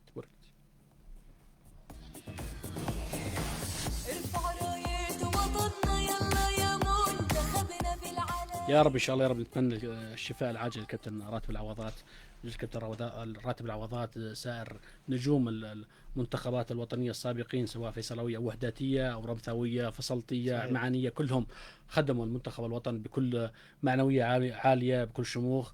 فهذا اقل شيء فزعه الشعب الاردني للكابتن راتب العوضات، وهذه هي الفزعه ذكرنا فيها قبل شوي ذيب العبداللات عندما اصيب الكابتن عامر شفيع في ارضيه الملعب مباراه الفيصل الوحدات، وعندما كل الجمهور فيصلاوي وحداتي هتف باسم الكابتن عامر شفيع. صحيح، انا هاي المباراه كنت بالملعب، ويومها كانت المباراه حاميه كثير بيننا وبين النادي الفيصلي، وكان الجماهير حاضرة، اللي هي أصلا إن شاء الله بترجع الكرة الأردنية، الجمهورين إن شاء الله وجميع الجماهير بترجع الكرة الأردنية. والكابتن عامر شفيع يعني حتى يومها شوي هيك فقد الوعي لثواني للأمانة بالضبط. سبحان الله، يمكن إشي بدي أحكي لك إياه اللي لفت نظري، اللي هو قبل ما الجمهور يهتف الكابتن راتب العوضات كان يدرب الفيصل وكان على الخط، وركض ووقف المباراة وركض على الكابتن عامر شفيع عشان يطمن عليه، واللي هو اصلا كابتن راتب اللي هو اخ كبير إلنا وبمثابه والد إلنا، والكل اكثر من هيك وحده وطنيه. صح، اكيد جد. اكيد الكل بتمنى له الخير الامانه. احنا حتى كلاعبين يعني انا بلعب في نادي الوحدات وهو بدرب نادي الفيصلي، وانا بكن له كل حب والاحترام، لانه هو الامانه حتى خارج كره القدم شخصيه رائعه ومحترمه، وبتمنى الخير لكل الناس. ما شاء الله عليك يا كابتن، ما شاء الله على كل الكباتن، والله اغلب اللعيبه استضفتهم هنا في امن الفم، سواء وحداتي ولا فيصلاوي ولا سلطي ولا رمثاوي او حسيني، ما شاء الله عليهم يتمتعوا باخلاق عاليه جدا. يعني لا يغرك جزء بالملعب يكون بعصبي نرفز شوي صحيح، ولكن على الواقع طيب كثير، مثقف، بيحب ناديه، بيحب وطنه، بيحب مملكته. لاعب كرة القدم اكيد بيعصب اذا ما كان عنده دافع قوي وحرص وغيرة على ناديه او منتخبه. صح. مشكلة اذا بتخيل بالله اللاعب داخل، خلينا نحكي بالعامية، فاتح فمه يضحك، شو صح.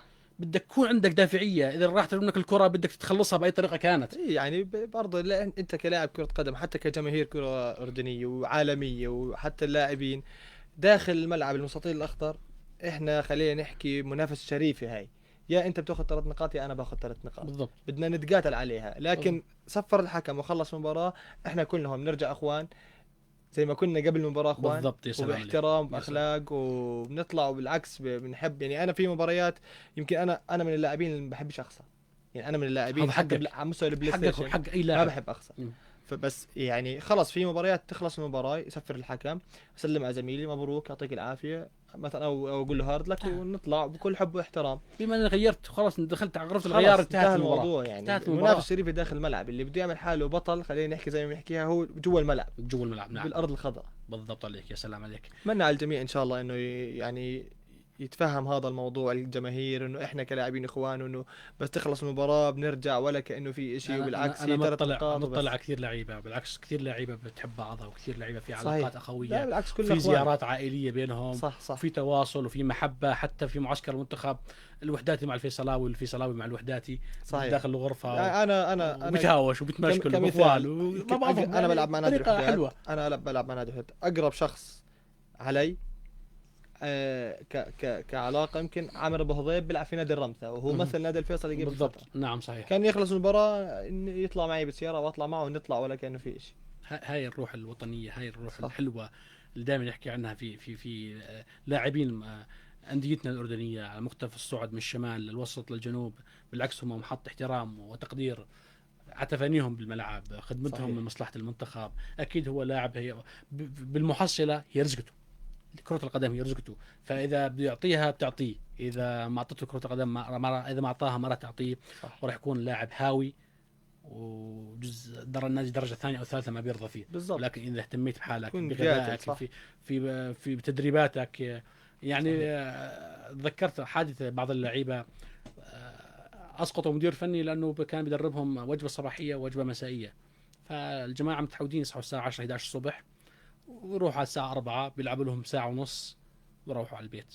فهذا إشي كارثة، هذا إشي مشكلة. إذا اللاعب بيتحايل على مدير فني لأنه بيلاعبوا وجبة أو بيدربوا وجبة صباحية ووجبة مسائية وبيتخاذل في الملعب في مباراة رسمية، بيسقط فريقه من أجل أنه يسقط مدير فني، ويجي مدير فني على مزاجه وجبة تدريبية أو 4 تمارين بالأسبوع ومشي حالك.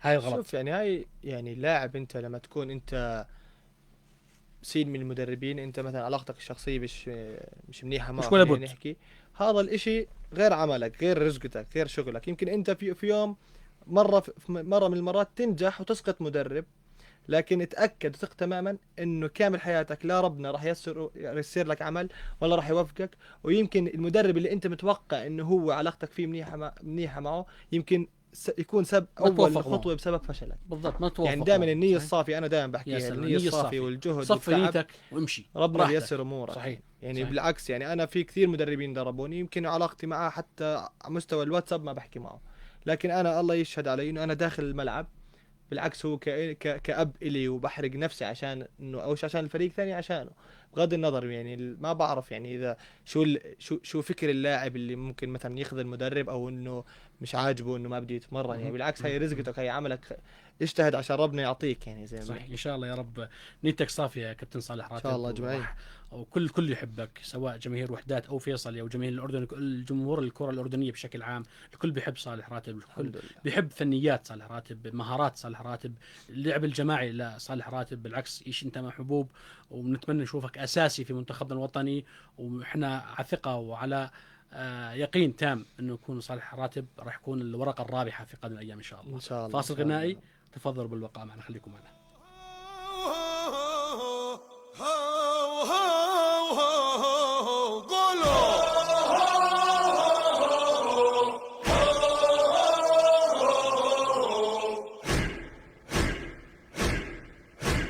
هز الملعب، هز الارض، هز الملعب طول وعرض. هز الملعب، هز الارض، هز الملعب طول وعرض. منتخبنا يا النشامه رافعين الراس. ان شاء الله يا رب يضلوا رافعين راسنا يا رب. منتخبنا النشامه، منتخبنا. معاود دراتك، اهلا وسهلا بك، انضم لنا حديثا، يا مرحبا. رشاد الرواشده، حسن فؤاد نوفل، تصل بالسلامه ان شاء الله يا رب. قبل نكمل حديثنا مع الكابتن صالح راتب نجم النجوم الكره الاردنيه الحديثه، اليوم مباشر توجه لصاله الامير حمزه ومتابعه نهائي كره السله بين الوحدات والاهلي. اكيد من هناك معنا الصحفي المتخصص في كره السله والعام في جميع الرياضيات ما شاء الله عليه، متألق الكابتن والصحفي المميز خالد العميري اللي دائما نفتخر ونعتز به ودائما يكون رديف لنا في الميدان. اخوي خالد الله يسعد مساك. مساء الورد لكم، مساء الخير لضيفك الكريم ايضا. يعطيك الصحه والعافيه، طمنا عنك كيف امورك بدايه. الله يعافيك وكل عام وانت بخير. وانت بالف خير يا رب، والشعب الاردني ان شاء الله بالف خير والجميع يا رب اللهم امين. طمنا مباراه تزمح متى تابعناها مع مباراه الوحدات والاهلي. نعم يعني الاهلي حسم نتيجه اللقاء لصالحه بفارق 15 نقطه على الوحدات، وتوج باللقب التاريخي الثالث له تواليا والثالث في تاريخه متساويا مع الرياضي أرامكس بعدد مرات التتويج في الالقاب. اليوم الاهلي قدم كل شيء في في المباراة أمام الوحدات تميز في الأداء واللعب الجماعي. هنالك توفيق لبعض لاعبي في الفرديات والتصويب الثلاثي إلى جانب ارتفاع مستوى اللياقة البدنية الذي ربما تدنى للوحدات وخاصة في الربعين الثالث والرابع. يعني مباراة كانت جميلة، راحت علينا كابتن خالد مظبوط. نعم، هي كانت مباراة فعلا كانت مباراة جميلة تجسد الدور الكبير الذي يقوم به اتحاد كرة السلة بإعادة هذه اللعبة إلى الواجهة وإلى الجماهير، خاصة وأنه احنا زي ما بنعرف أنه ما في حضور جماهيري بسبب التداعيات اللي فرضتها جائحة كورونا. نعم. الجميل الموضوع يا كابتن خالد اللي شفناه بكرة السلة حضور الجماهير من خلال تطبيق الزوم وتفعيل صوت الجماهير، ويعني شيء جميل شاهدناه هذا الموسم. نعم، يعني هي ربما كانت يعني خطوة أو حل مؤقت من اتحاد كرة السلة لتعويض الجماهير عن غيابهم الفعلي عن المدرجات، ويعني ضمان تواجدهم في الحضور الفعلي من خلال تطبيق زوم. هنالك يعني تفاعل كبير وخاصة من جماهير نادي الوحدات التي تحرص على يعني متابعة جمهورها سواء كافتراضي أو في التواجد خلف المدرجات، إلى جانب أيضا كافة الأندية المشاركة في بطولتي الدوري والكأس التي اختتمت اليوم. أنا سعيد جدا بك أخوي خالد، وإن شاء الله راح يكون عندنا مداخلات أخرى من خلال برنامجنا عالم الرياضة في قادم الأيام نحكي عن كرة السلة الأردنية، وأنت ما شاء الله عليك متمكن من معلوماتك ومتابع حثيث وقريب جدا من اتحاد كرة السلة. أنا سعيد بك جدا، كان بودي أكمل معك أكثر وأكثر ولكن لضيق الوقت البرنامج. كل الشكر للصحفي المتميز خالد العميري من صحيفة الغد الأردني، كل الشكر لك. أشكرك أخوي علاء، وأشكر أيضا تواجد ضيفك الكريم. سلامي إلى الكابتن صالح. أشكر. بوركت.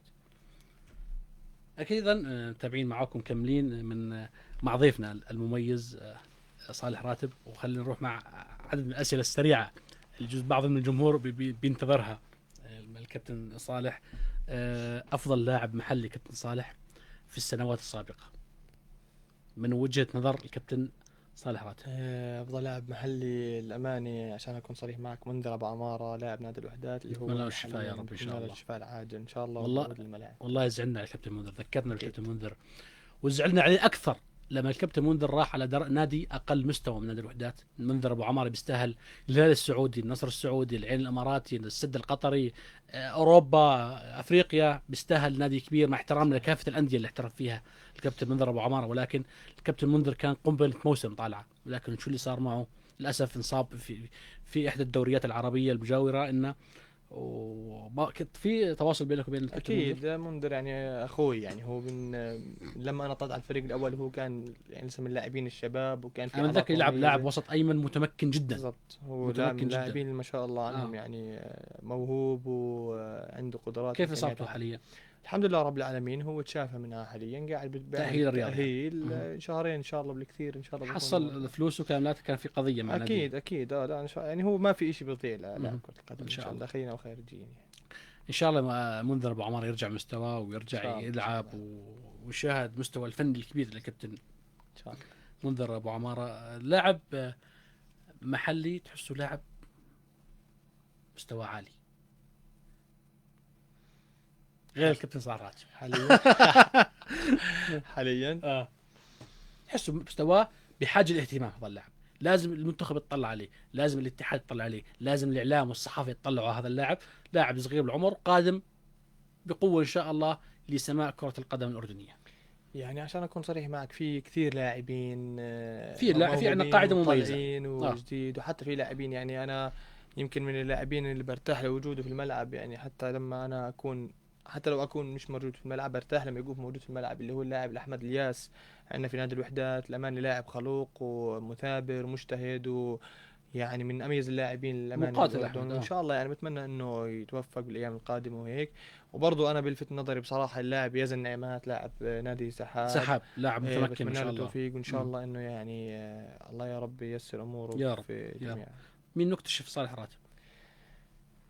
للأمانة أول شيء يعني هي ربنا أعطاني موهبة، وأنا أهلي هم أول ناس يعني شافوها فيي وحبوا إنه أنا أطلع لاعب كرة قدم، وصاروا يساعدوني ودائما ياخذوني ألعب معهم خلينا نحكي، أو يودوني على النادي وهيك.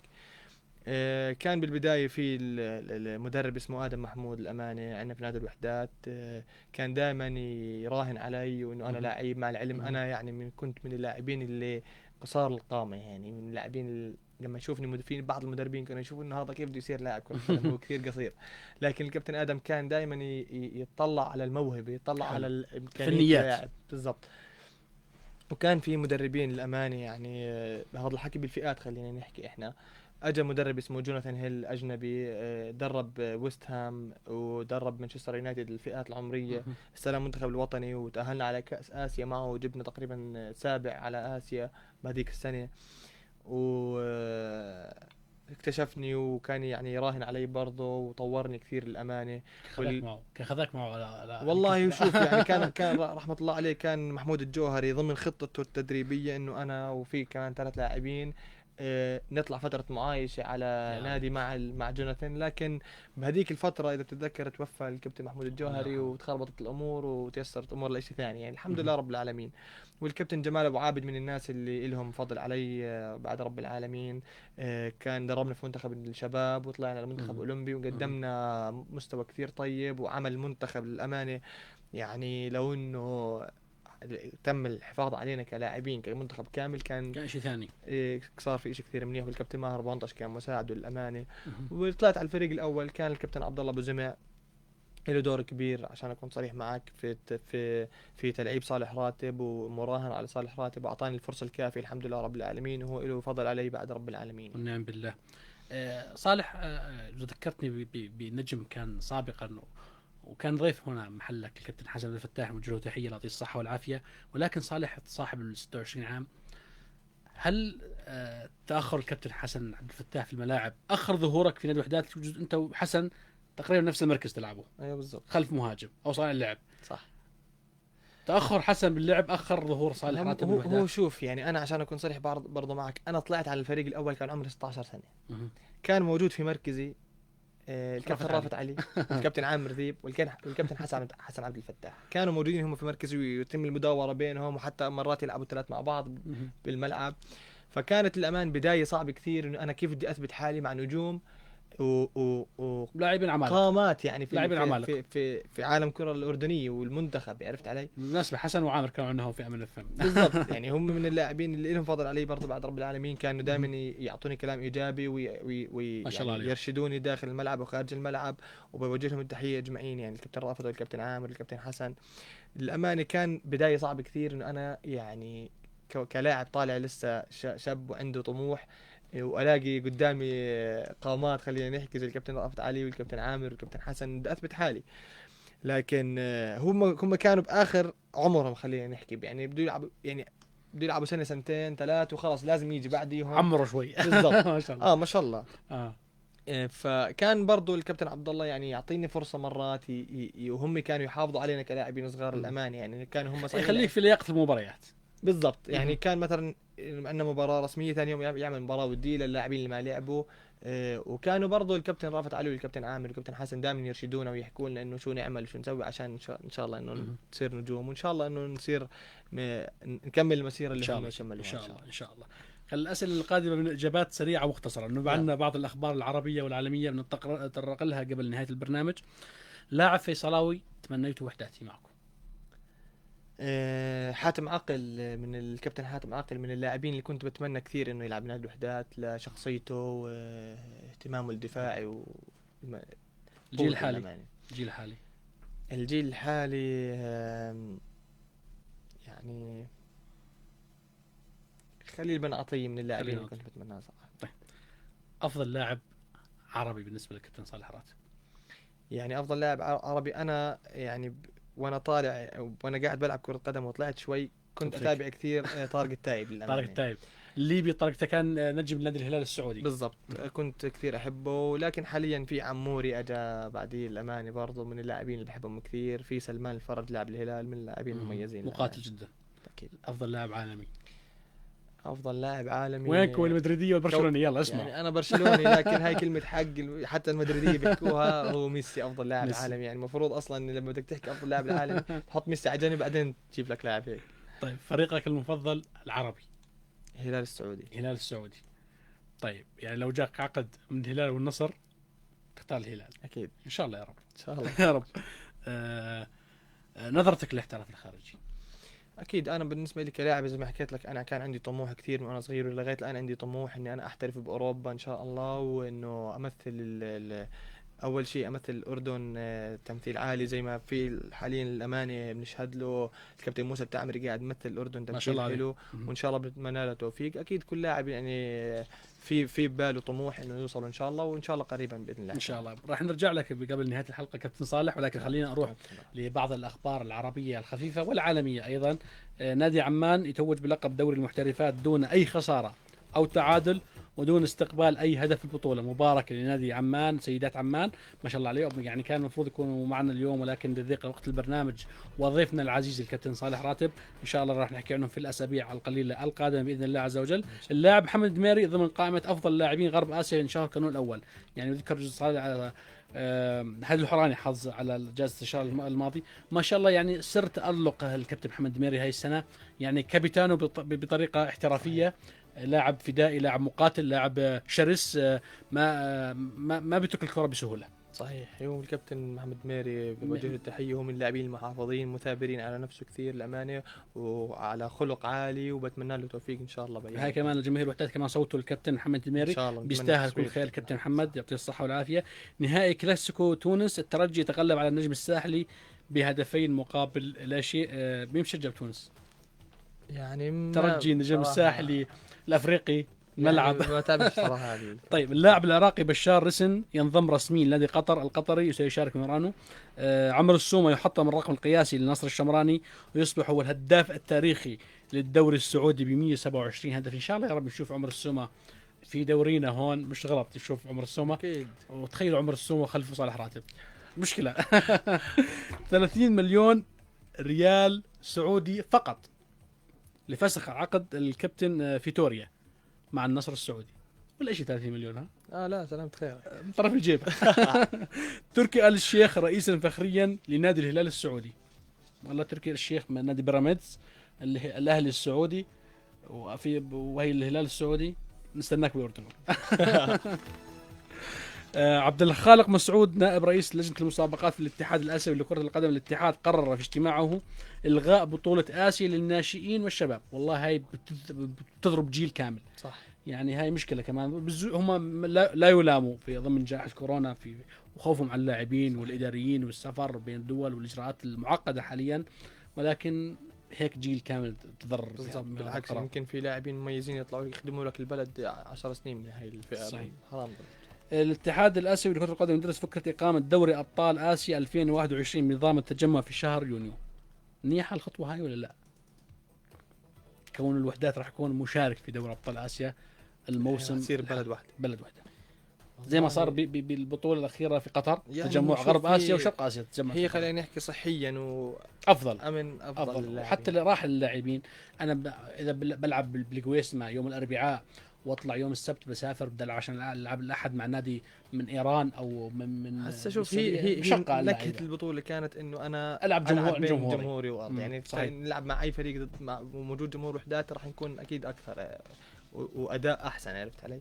المتاهلون لبطوله كاس العالم للانديه الدحيل القطري، اولسان الكوري، الاهلي المصري، بايرن ميونخ، اوكلاندو النيوزيلندي، بطل كونكاف وبطل ليبرتادورس. مين الاقرب بطل العالم؟ بايرن ميونخ. لا بدون منازع اكيد. ما شاء الله عليه. نادي تراكتور الايراني الاكثر شعبيه في اسيا على حساب استفتاء الاتحاد الاسيوي بنسبه تصويت وصلت 51%. طبعا يذكر ان نادي الوحدات شارك في هذا الاستفتاء وحصل على المركز الاول في غرب اسيا وتاهل لقاره اسيا كامله، ولكن نادي الوحدات حصل على الترتيب الرابع. اكيد صوت للوحدات. اكيد انا والعيله والحال الكل صوت. حلو مركز رابع يعني. بالعكس هم بالغرب اسيا يعني اخذوا الاول وهيك، بس انت لما تراكتور الايراني الاول والثاني من ايران كمان بريسبوليس. كم عدد مليون 100 مليون الدولي. صح. نحكي اوروبيا بشكل سريع. مانشستر يونايتد في صداره البريمير ليج منذ سنوات او منذ رحيل للسير فيرغسون يعني، واخيرا شاهدنا اليونايتد يرجع للمنافسه. كثير من عشاق على فكره، كثير ناس بيحب مانشستر يونايتد. اكيد في الاردن يعني هو غاب فتره كبيره. نادي عريق، نادي كبير، له تاريخ وله مستوى، ولكن حاليا ما شاء الله يضم فرناندو تشبه بصالح نفس مركزك اللي عفوا انت مزبوط. تابع البرتغالي صحيح. لاعب ما شاء الله صار لعب بدرجه احترافيه، لعيب كثير. جزء لعيب كثير صح. وعامل فرق مع راشفورد مع مارسيال كافاني، يعني عنده فريق متجانس نوعا في ما. فريق هو مانشستر من فتره كثير كبيره ما جاب عناصر يخدموا الفريق زي جوارديولا مدرب مانشستر سيتي. جوارديولا اذا بدي احكي جوارديولا بدي احكي عثمان الحسنات. ما شاء الله عثمان الحسنات يمتلك نفس ميزه جوارديولا. عندما شاهدنا مع الحسين اربد مرحله الذهاب، شاهدنا الحسين اربد يلعب بناء الهجمه من الخلف، من الحارس للوسط، الدفاع للوسط، الهجوم.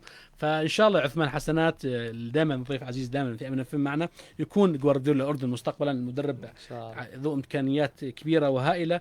جوارديولا مدرب مانشستر سيتي اعلن غياب 5 لاعبين عن مباراه تشيلسي المقرر اقامتها الاحد يوم غدا. شو وضع السيتي مع جوارديولا السنه هاي في دوري؟ والله كونه مش قاعد بلاعب رياض محرز يعني في خوف عليه، في غلط. نتمنى انه ان شاء الله يلعب دوري الابطال معقول يحصد هذه السنه هاي ولا صعب عليه؟ والله شوف دوري الابطال ما بيطلع من حظ المدريديه مش طبيعي. مدريد تقع مجموعتهم مع كريستيانو رونالدو يتسلم جائزه القدم الذهبيه لعام 2020، يستاهل. والله شوف انا كوني من عشاق ميسي وفي لاعبين ميسي السنه ما عملش يعني ليفاندوفسكي كان بيستاهلها اكثر من افضل هداف بالعالم. لا يعني السنه هاي المفروض ليفاندوفسكي ياخذها مش كريستيانو، بس يلا الف مبروك. كريم بنزيما ايضا يتوج بجائزه افضل لاعب في الليغا 2020. مين؟ كريم بنزيما افضل لاعب بالليغا الأمانة بعد ما راح صراحة كريستيانو ارتاح. هو اصلا يعني للمتابعين ومشاهدين كرة القدم اللي بيفهموا كرة القدم، تألق كريستيانو رونالدو كان في 50% من وراء بنزيما 100%. حبيبك ميسي اصبح لاعب حر يستطيع انتقال لاي نادي في العالم اعتبارا من يوم امس. ان شاء الله بيجي على الوحدات السنه الجايه. معقول جاي مين ضغط الصفقه؟ وينك يا بشار الحوامده؟ توخيل ينتظر انتخاب الرئاسه في برشلونه على احر من الجمر. معقول توخيل بعد ما اقيل من باريس سان جيرمان يروح على برشلونه خلفا لكومان؟ والله انا بتمنى بصراحه يكون من ابناء النادي برشلونه اللي يدرب برشلونة. والله برشلونه الله يكون بعونهم. فالفيردي وسيتيان كانوا جايبين الضغط والسكري وكل شيء لو مشجعينهم. جابوا كومان فوق ال 13 خساره جزء هذا بالدوري. نتائج واداء سيء كثير. شو بيصير معكم برشلونه؟ شوف بيصير مع برشلونه بصراحه احكي لك يعني الفرق الكبيره ببرشلونه يعني في اسبانيا مدريد وبرشلونه مش اي لاعب بيقدر يمثل برشلونه ومدريد، في لاعبين معينين بس هم اللي بيقدروا يمثلوا. النسبه الاكبر لاولاد النادي يكونوا والمميزين جدا جدا على مستوى العالم هم اللي بيقدروا يمثلوا الانديه هاي. بس اللي صار برشلونه حاليا ظل حدا برشلونه يلعب تيك تاكا، ما هو ما في يقدر يطبق هاي الخطه. نوعيه اللاعبين الموجودين اصلا ما بيستحقوا يلعبوا في نادي برشلونه عشان يطبقوا التيكي تاكا تبعتهم. ياسين اتمنى التوفيق ان شاء الله. طبعا حازم وناصر مكيف مبسوط انه مدريدي فالامور طيبه عنده هو معاوي دراتكا. بحسب صحيفه الاس والصن نادي ريال مدريد واثق من فوزه بالسباق التعاقد مع هالاند نجم بروسيا دورتموند. هالنجم هذا ماخذ حتى اليونايتد اللي عنده مارسيال وراشفورد وكافاني وعنده لاعب رابع كمان مهاجم وبده يدور على هالاند. هالاند ما شاء الله شوف مدريد حطم ارقام في المانيا بروسيا. هو لاعب كبير وهداف مع اللغب صغير 20 عام عمره بالضبط 20 سنه عمره. لكن ما شاء الله. توماس مولر الالماني توماس مولر اكثر من صنع في الدوريات الخمس الكبرى في عام 2020 17 اسيست. حلو رقم جيد. لا اكيد لاعب مولر هو لاعب تكتيكي. عندنا كمان صالح راتب فوق ال 15 اسيست. كوتونيو سيجري عمليه جراحيه ويغيب عن الملاعب 4 أشهر. كمان يا برشلونه والله كوتينيو من اللاعبين المفضل الى عالميا. بجنن لاعب بجنن ولكن ما اخذ فرصته او لاعب ما لعب بمركزه. صح كوتينيو ما لعب بمركزه. ما كان راح نيمار من برشلونه جابوا كوتينيو لعبوا جناح شمال. طب الزلمه ما بيلعب جناح شمال. بالضبط هو يعني انظلم كثير. حتى لما رجع مره اخرى لبرشلونه برضه نفس الشيء صار فيه. فالله يكون بالعون ان شاء الله. هو ديمبلي. نادي ميلان ما شاء الله متصدر الدوري الايطالي بعد عوده وبعد مراره كبيره ذاقوها الشغل. انا بصراحه كثير سعيد انه ميلان رجع لانه اقرب اصدقاء اللي بشجع ميلان وقعد تقريبا 4-5 سنين ما سمعتش صوته بصراحه والله. صدرت الليغا اول مره من 14 عام، هاي من معضلات 2020. صدرت الليغا لا لبرشلونه ولا لمدريد. غريبه هاي السنه. قاعد تقريبا 20 سنه مدريد وبرشلونه، يا لمدريد يا لبرشلونه اول دور. بالضبط. اكثر مسجل في العالم ليفاندوفسكي 47 هدف. حلو الرقم. حكيت لك انظلم بالهاي جائزة 2020 ميسي صاحبك 27 هدف، فرق 20 هدف عن يعني ليفاندوفسكي. ميسي السنة هاي يعني شوي حاب يريح شوي. بالضبط. ريال مدريد يعين تعيين كاسياس في منصب نائب الرئيس التنفيذي للنادي. يعني حلو انه بيحافظ على ابناء النادي وبرجعهم كاداريين صحيح. ضمن صفوف ريال مدريد. ريال مدريد ايضا توصل اتفاق مع النمساوي ديفيد الابا مدافع بايرن ميونخ. يعني ريال مدريد عنده راموس وفاران وميليتو او ميليتاو زي ما بيحكوا عنه، وبيفاوض الابا. شو القصه؟ معقول راموس خلاص؟ هو يعني نادي زي ولا فران اخطاء كثرت؟ اخطاء فران كثرت. ونادي زي ريال مدريد بقول لك انا برضه بدي يكون عندي عناصر كثير كبيره من النجوم. خبر اخير، نادي بختكور الاوزبكي يحقق بطوله كاس اوزبكستان. تخيلوا بختكور اللي مخوف انديه الاردن كلها ودائما يفوز علينا رايح جاي، المره الثالثه. 3 مرات حقق البطوله بس 3 مرات. تخيل هالخبر اللي مرعبنا لما نلاقي بختكور بصير رج.